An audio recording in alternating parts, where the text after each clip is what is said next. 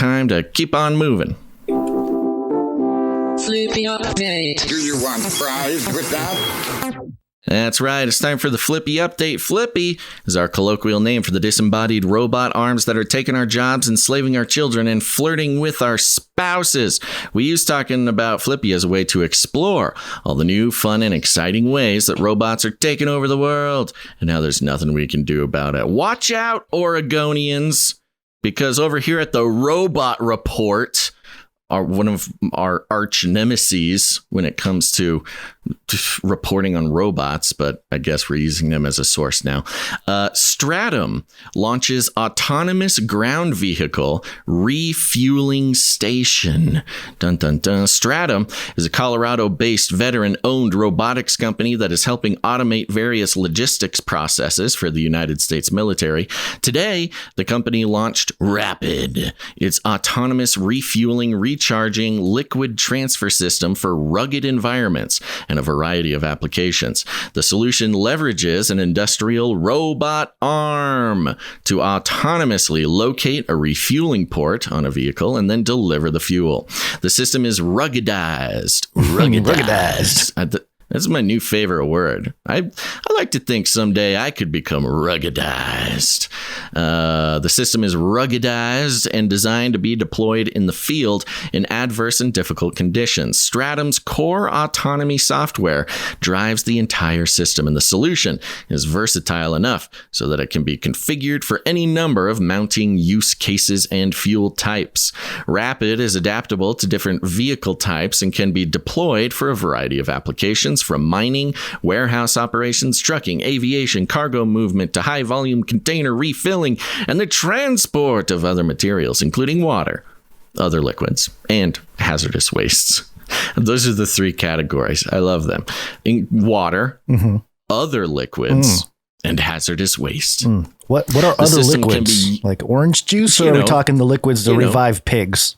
Yeah, other liquids, orange juice, seltzer water, and Organ X. You just get this autonomized robotic arm to start pumping pigs up, with dead pigs up, or humans or whatever, with Organ X, and boom, baby, you've got the autonomous voodoo practitioner making zombies out of corpses.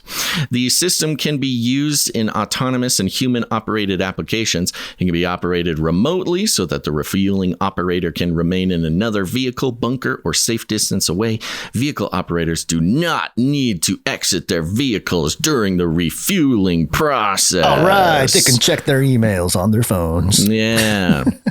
Quote, autonomy is transforming how we live, work, learn, and entertain ourselves. I thought this was an interesting part of the article because, we hear about autonomous vehicles, autonomous robots, autonomous things like that. And in that context, you don't really think of the other use of autonomy, autonomous. Yeah. Autonomy being part of freedom and human existence and free will, and having autonomy being a very important part of a happy and fulfilling life. So when I read the sentence, autonomy is transforming how we live, work, learn, and entertain ourselves, I'm like, wow, you're right. Autonomy is really important. Oh, you're talking about robots taking over everything that gives us not human autonomy. We're talking robot autonomy. It's the robot autonomy that will take away the human autonomy. Yeah. Trends are increasingly showing that applications of this technology center around autonomous vehicles and the deployment of autonomous fleets, said Mark Gordon, president and CEO of Stratum. Quote, as the world moves toward an autonomous future, why bring humans back in the loop? Why? Why do that? It's the CEO literally saying, why do we even need to bring humans into the process? We don't even need humans. At Stratum, we automate monotonous, difficult, and dangerous tasks. Oh, it's not automate? It's not automate, it's autonomate.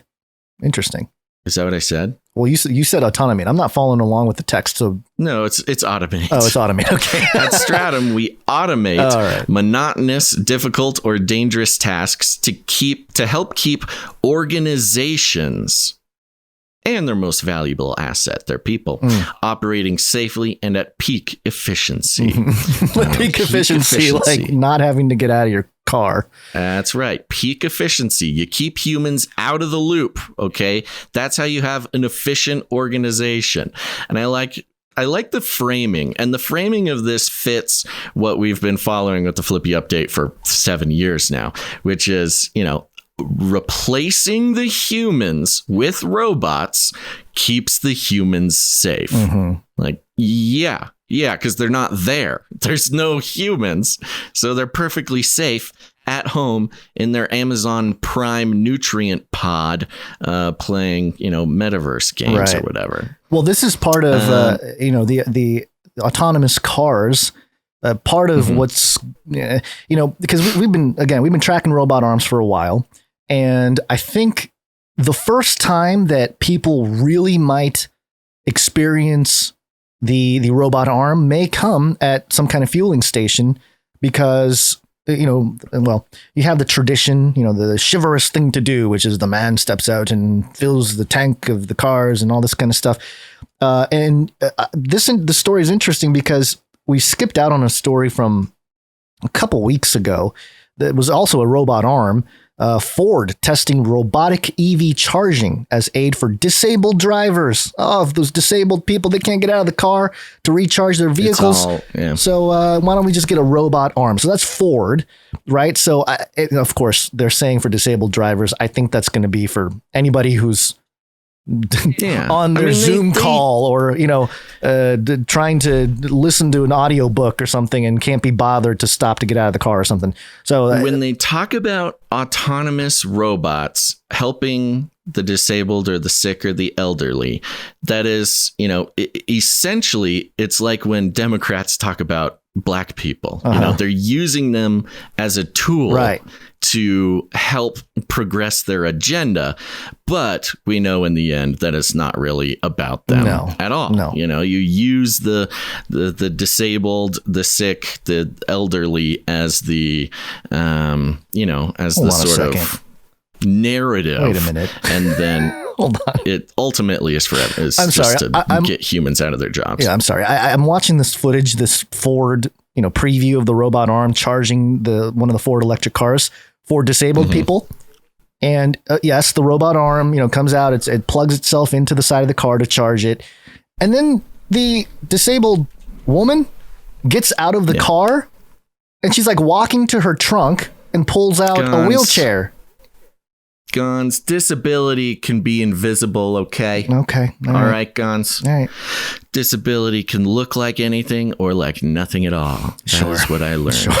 It's just a weird thing. I don't know. It doesn't make sense to me. So, no, but you're right. I mean, and as far as taking our jobs, Oregon, I keep talking about how like the jobs that are getting taken are for now the jobs that are usually the beginner jobs. They're for teens getting their first job, learning what it means to show up on time, do a job, and go. The real sort of social building of what it means to have a job. These are the jobs getting taken over by robots. Oregon, I believe, is the only state where you can't pump your own gas. You need somebody else to do it for you. Gotta eat your avocado toast, man. I can't put this thing down. The whole reason for this rule, because it's survived many rounds of people trying to get rid of this law in Oregon.